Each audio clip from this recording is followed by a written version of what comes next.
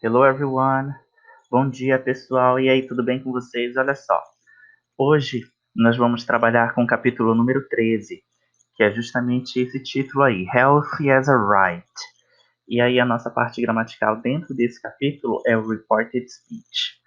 Meninos, olha só, já para iniciar a nossa discussão lá na página número 112, ele traz para a gente na atividade número 1 a seguinte frase e questionamento.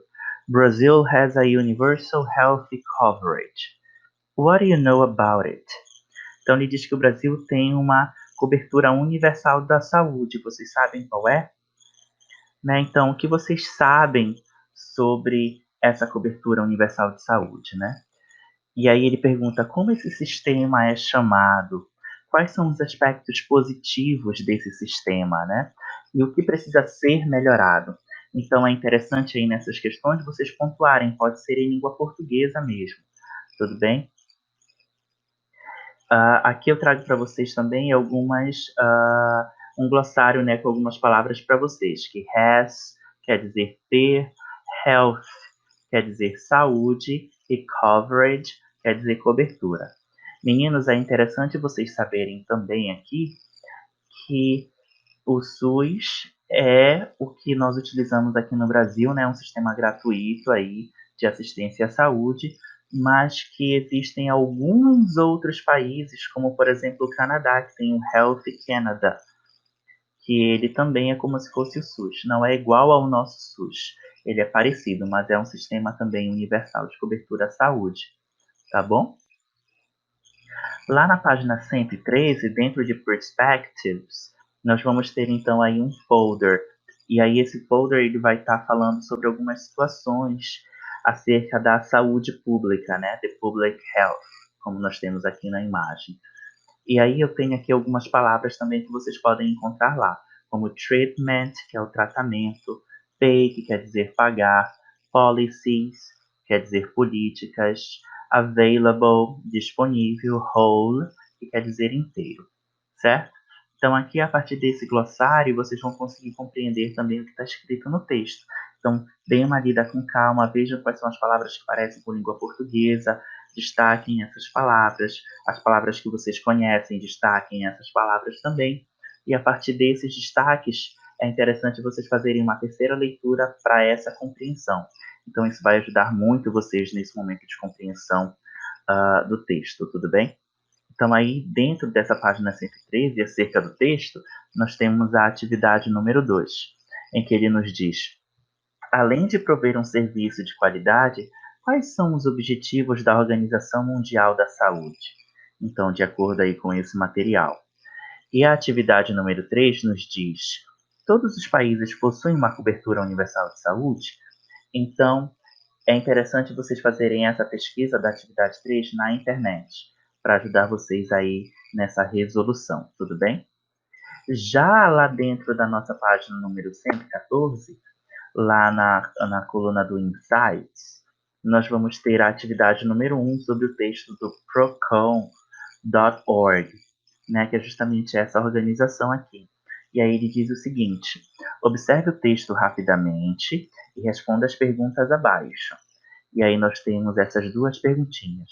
Qual alternativa melhor descreve o objetivo do procon.org?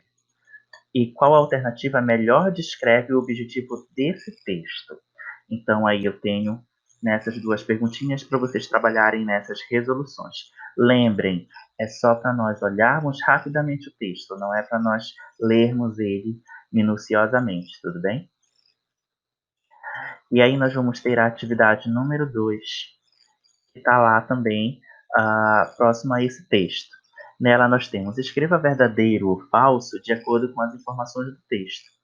A atividade 3 nos pede para nós sinalizarmos de quem são os argumentos que estão aí destacados nessa atividade.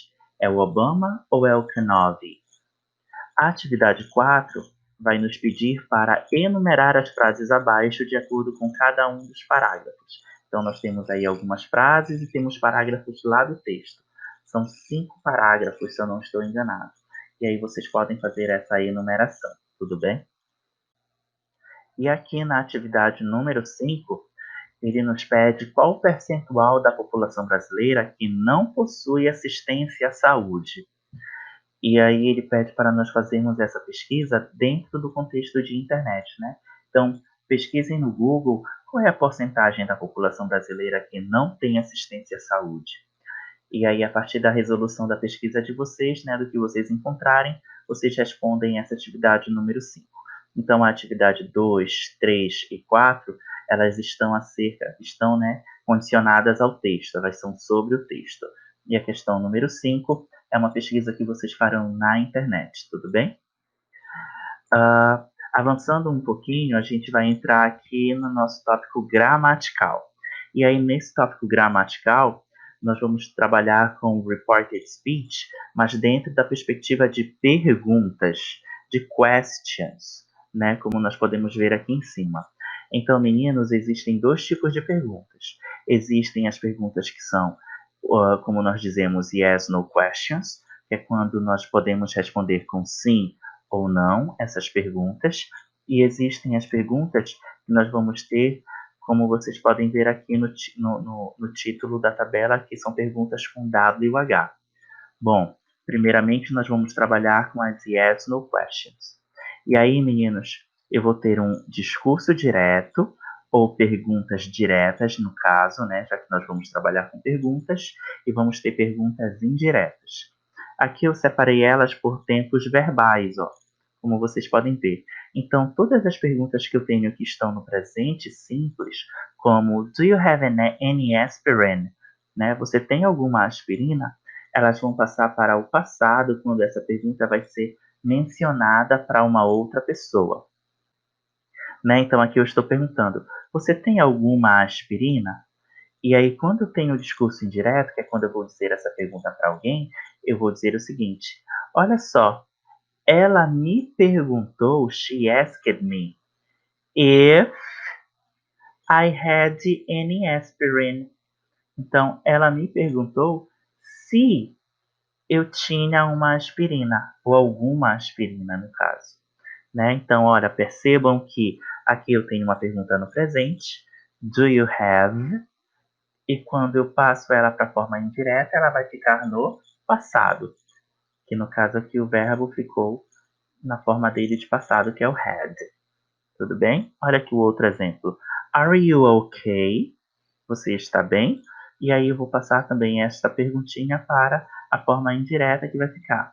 He asked me if I was okay. Então, você está bem?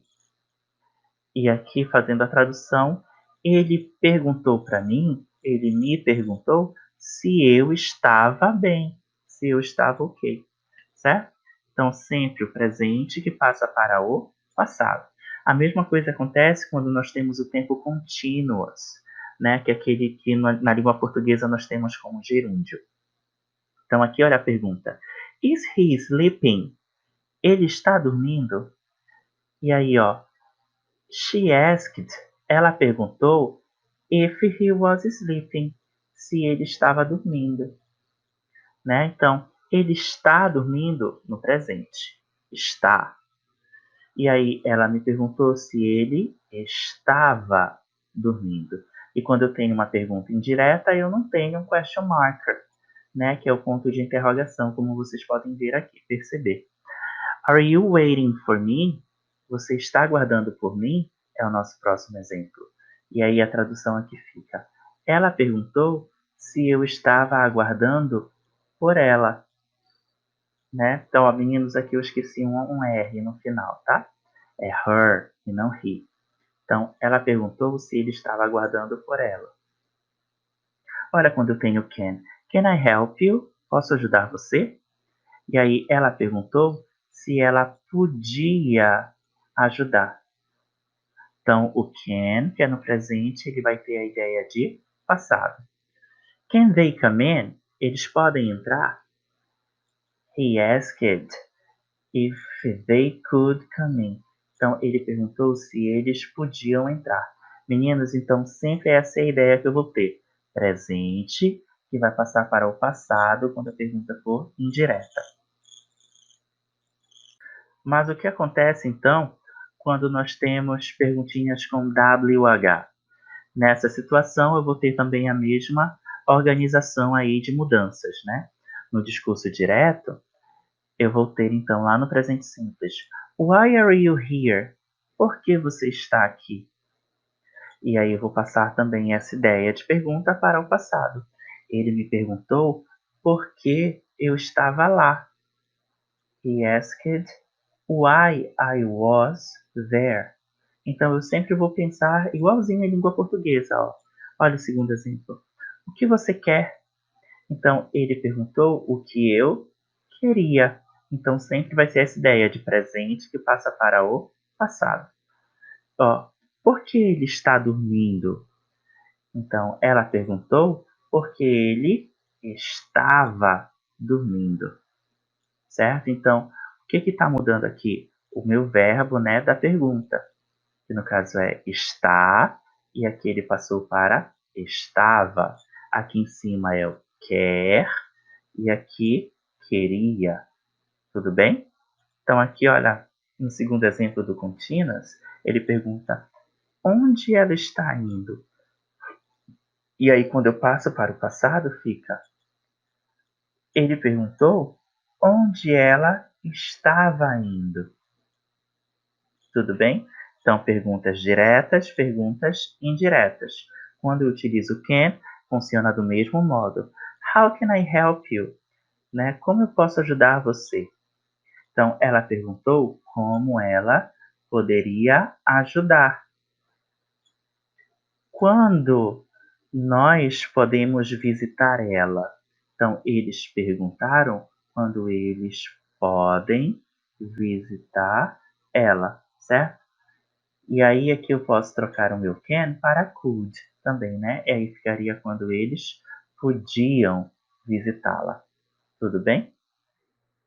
Meninos, então essa é a organização que nós vamos ter, tudo bem? Perguntinhas com yes, no questions, que são aquelas que começam com do, com are, is ou can, e aquelas perguntinhas que já são com WH. Aqui na página número 118, nós vamos ter então a atividade número 1, em que ele vai pedir para nós relacionarmos as duas colunas. Uma coluna vai ser de perguntas diretas e uma outra coluna vai ser de perguntas indiretas. Então, vou fazer essa relação, tudo bem? Dessas perguntas aí. Lá na página 119, nós vamos ter a atividade número 2, que ele nos diz para reorganizar as palavras de modo a construir perguntas indiretas. São aquelas perguntas do reported speech, né? Do reported questions. E a atividade número 3, ele diz que em cada proposição aí de conversa que temos, ele pede para nós construirmos uma pergunta direta ou uma pergunta indireta quando for o caso. Tudo bem? Então nós vamos preencher ou o balão ou então as linhas aí, né? Dentro dessas proposições de conversa. Tudo bem? Então, meninos, é isso. Vejo vocês na nossa próxima aula. E lembrem que a nossa próxima aula nós vamos ter um simulado sobre esse capítulo número 13, tá bom? Então, see you next class. Bye bye.